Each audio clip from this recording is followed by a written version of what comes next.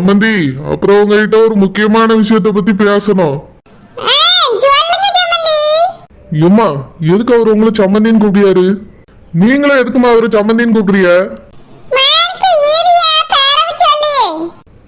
நடக்கிறது ஏதோ சரியா தெரியல. நான் வீட்டுக்கு கிளம்புறேன்.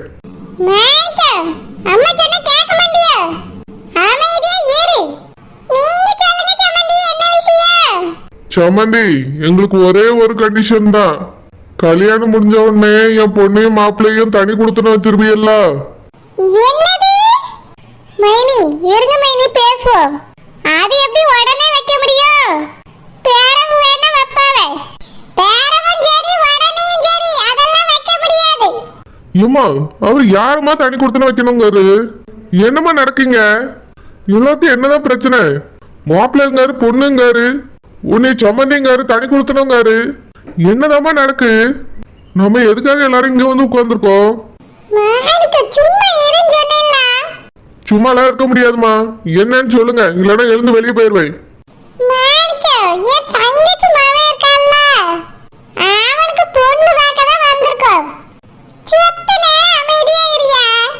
அவனுக்கு பொண்ணு பாக்குறதுக்கு எதுக்குமா நம்ம வந்திருக்கோம்? அவங்க எல்லாரையும் கூட்டிட்டு வர வேண்டியதானே?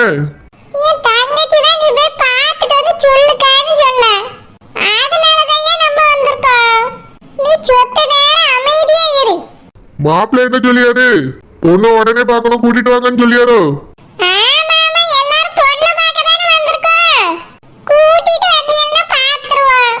பொண்ணு இப்பதான் ரெடி ஆயிட்டு இருக்காக்கா.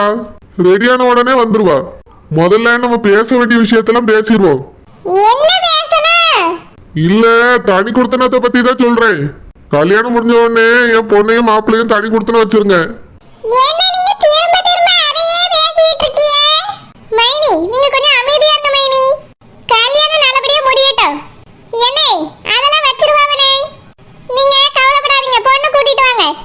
அப்படியா? ரொம்ப சந்தோஷம்.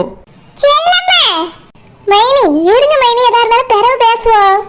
முதல்ல பொண்ணை பாத்துருவோம். இருங்க, அதைய மட்டும் தான் பேசியாவே. வரதட்சணை பத்தி எதுவுமே நம்ம பேசவே இல்லை. அதையும் சொல்லிருங்க.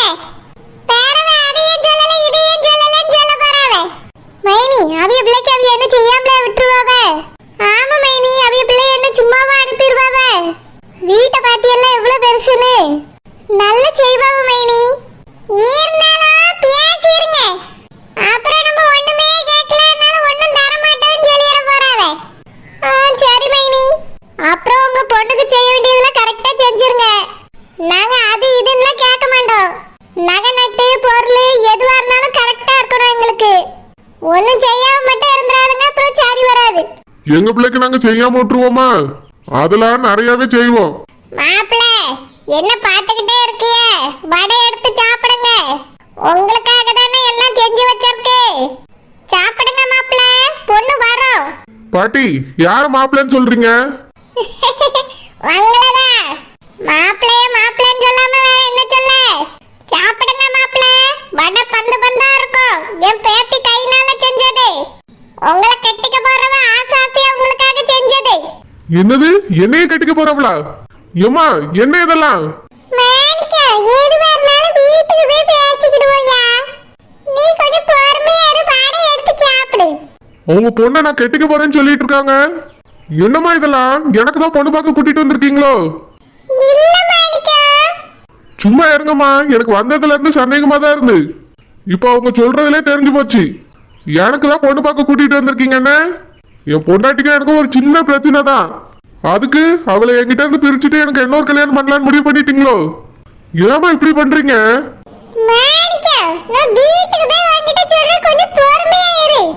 இதுக்கு மேலே நான் பொறுமையா இருந்தா எதுவும் சரி வராதுமா. ஏங்க, இந்த கல்யாணம் நடக்காது. மாப்பிள்ள, எதுக்கு அப்படி சொல்றிய? எனக்கு கல்யாணம் ஆயிடுச்சு. உங்க பொண்ண மறுபடியும் என்னால கல்யாணம் பண்ணிக்க முடியாது. என்னது, கல்யாணம் ஆயிடுச்சா? ஆமா, அதே உங்ககிட்ட சொல்லலையே உங்க. நான் இது உங்களுக்கு முத கல்யாணம் நினைச்சிட்டு இருக்கேன். எனக்கு இது முத கல்யாணம் இல்ல. ஆல்ரெடி எனக்கு கல்யாணம் ஆயிடுச்சு. நானும் என் பொண்டாட்டியோ சின்ன பிரச்சனையில பிரிஞ்சிருக்கோம். அத காரணம் காட்டிதான் எங்க அம்மா எனக்கு பொண்ணு பார்த்துட்டு இருக்காங்க. நீங்க உங்க பொண்ணை வேற ஒரு நல்ல பையனா பார்த்து கட்டி கொடுங்க. இந்த கல்யாணம் நடக்காது, நான் போறேன். ஏமா, என்னமா இதெல்லாம்?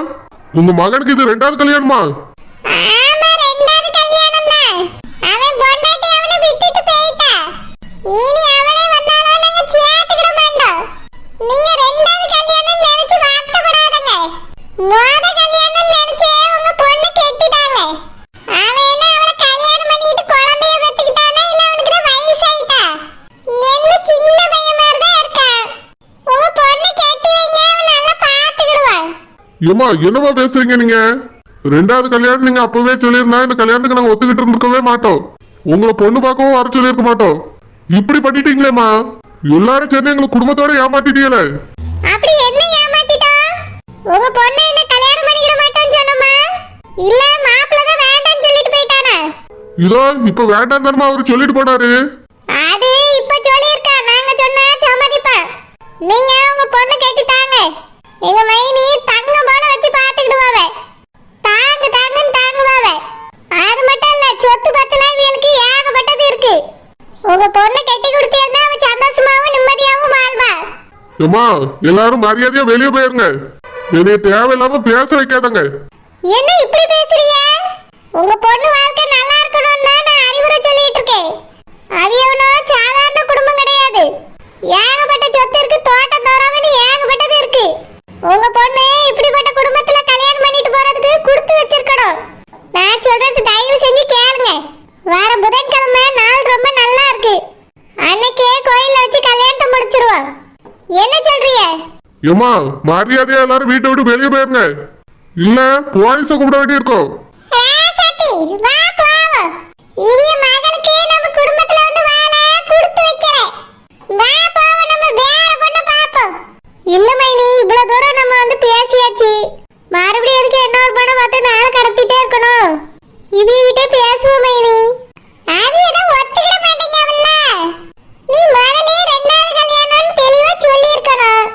அதனாலதான் அவிய தாச்சு பூச்சின்னு கத்திட்டு கிடக்காவ. இதுக்கு மேல இது வேலைக்கே வந்து ராசத்தி. வா போவோம், நம்ம வேற ஏதாவது பொண்ணை பாப்போம். மைனி, நீங்க இவ்வளவு வசதியோட இருந்தே உங்க மகனுக்கு ரெண்டாவது அவிய பிள்ளைய கட்டி தரதுக்கு இப்படி எல்லாம் யோசிக்காம பாருங்க மைனி. அதான் சொல்லிட்டேனே, அவிய மகளுக்கு என் வீட்டுல வந்து வாழ கொடுத்து வைக்கல. வாங்க போவோம். நான் சொன்னதை கொஞ்சமாவது யோசிச்சு பாருங்க. இப்படிப்பட்ட இடம் மறுபடியும் உங்களுக்கு கிடைக்காது. ரெண்டாவது கல்யாணம்னு நினைக்காதங்க. உங்க பொண்ணு சந்தோஷமா வாழ்வாளாங்கிறத மட்டும் யோசிங்க. ஏன்னா அவியலுக்கு ஏகப்பட்ட சொத்து இருக்கு. என் மகளுக்கு மட்டும் இப்ப கல்யாணம் முடிக்காம வச்சிருந்தா அவிய வீட்டுக்கு தான் கட்டி கொடுப்பேன். அந்த அளவுக்கு அவியலும் நல்லா பாத்துக்கிடுவாங்க. உங்க பொண்ணு வாழ்க்கை நிஜமாலே ரொம்ப நல்லா இருக்கும். அதுக்காக தான் நான் இவ்வளவுக்குள்ள சொல்லியே. கொஞ்சம் உட்காந்து எல்லாரும் சேர்ந்து யோசிச்சு பார்த்துட்டு நாளைக்கு எனக்கு போன் போட்டு சொல்லுங்க.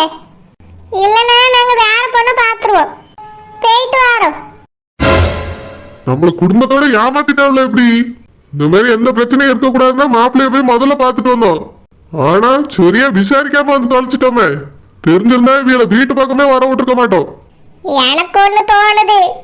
என்னமா தோணுது? என் பேத்திய பேசாம அந்த வீட்டுக்கே கட்டி கொடுத்துருவோமா? என்னமா சொல்றீங்க? என் பிள்ளைய ரெண்டாம் தரமா கட்டி கொடுன்னு சொல்றீங்களோ? ஆமா, அதாவிய நல்ல வசதியோட இருக்காவலாம்ல. நம்ம பிள்ளை கஷ்டப்படாம இருப்பா. அதுக்கு தான் சொல்றேன். பேசாம அந்த பையனுக்கே கட்டி வச்சிருவோம். அவனோட மூத்த தாரம் தான் போயிட்டாம்ல. அவளுக்கு பிள்ளையோ இல்ல குட்டியோ இல்லைன்னு சொல்லியாவ. அதனால எந்த பிரச்சனையும் வராது. காதம் காத வச்ச மாதிரி இந்த கல்யாணத்தை முடிச்சிருவோம். ஏம்மா என்னமா சொல்றீங்க? ஆமா, உன் மகளுக்கு நீ மறுபடியும் பொண்ணு பார்த்தாலும் இவ்வளவு வசதியான இடம் கிடைக்குமான்னு தெரியல. இவளுக்கு ஏகப்பட்ட சொத்து இருக்குன்னு சொல்லிட்டு போறாவ. பேசாம அந்த பையனுக்கே உன் மகளை கட்டி வச்சிரு. அதுதான் நல்லதுன்னு எனக்கு தோணுது. நாளைக்கு காலையில இந்த ராசாத்திக்கு போன போட்டு கல்யாணத்துக்கு சம்மதம்னு சொல்லிடு. வீட்டுக்கு வந்தது இப்படி படுத்து படுத்து உறங்கிட்டு இருந்தா விளங்குமா? என்னடி உனக்கு கிச்சனை எதுக்கு கொடுத்துருக்கோம்? இப்படி பகல்லே படுத்து படுத்து உறங்குறதுக்கா? சமைக்கிறதுக்கு தான் கிச்சனு, உறங்குறதுக்கு இல்ல. நீங்க இங்க தானே படுக்க சொன்னீங்க. அதுக்கு பகல்ல இப்படிதான் மூடிட்டு படுப்பியோ? ராத்திரியில எல்லாரும் சாப்பிட்டு முடிச்சதுக்கு அப்புறம் வந்து படுன்னு சொல்லியிருக்கேன். பகல்ல என்ன உனக்கு படுக்க? உடம்பு சரியில்லை. என்ன உடம்புக்கு? நான் கண்டு வந்துட்டா? இனி விளங்குற மாதிரிதான் இல்லத்த, காய்ச்சல் அடிக்க மாதிரி இருக்கு. அதான் படுத்திருந்தேன். ஆமா, காய்ச்சல் அடிச்சிடும். வீட்டுக்குள்ளே இருக்கிறதுக்கு எப்படிதான்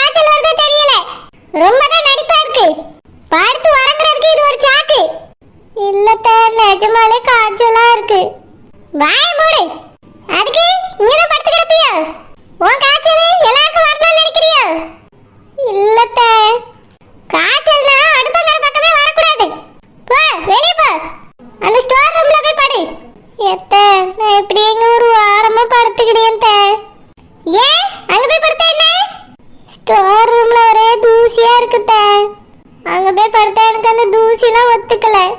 ஆமா, மகாராணிக்கு பெட் தான் போட்டு கொடுக்கணும். ஒழுங்கு மரியாதையா அங்க போய் பாடு. இல்ல உங்க அம்மா வீட்டு கிளம்பு.